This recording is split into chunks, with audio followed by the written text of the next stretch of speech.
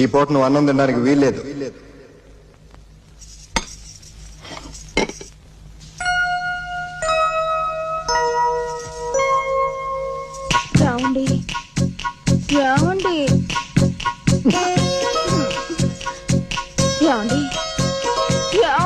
ఆకలిస్తోంది.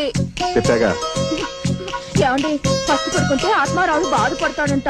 అట్లా ఆత్మారావుని బాధ పెడితే పాపం అంట.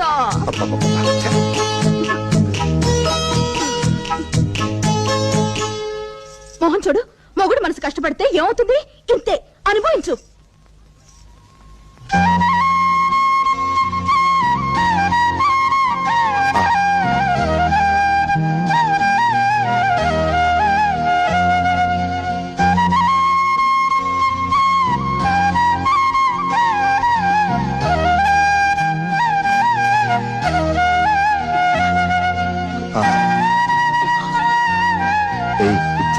ఏంటిది? నాకు మా నాన్నమ్మ గుర్తొచ్చిందండి. ఇట్లాగే ప్రేమగా ముద్దలు కలిపి పెట్టేది. నా మీద నీకేమన్నా అనుమానమా? మరి ఎందుకలా చేసావు? అనుమానం కాదండి, ముందు జాగ్రత్త చర్య. ఇంకెప్పుడు నా మీద అనుమానం పెట్టుకోకే. అయ్యో, నాకు మీ మీద అసలు అనుమానమే లేదండి.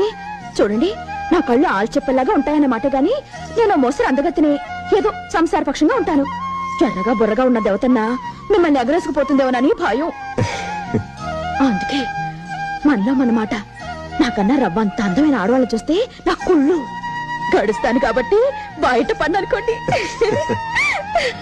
సీత, సాక్షాత్తు రంభా ఊర్వశలే దిగొచ్చినా నేను వాళ్ళ వలలో పడను, సరేనా?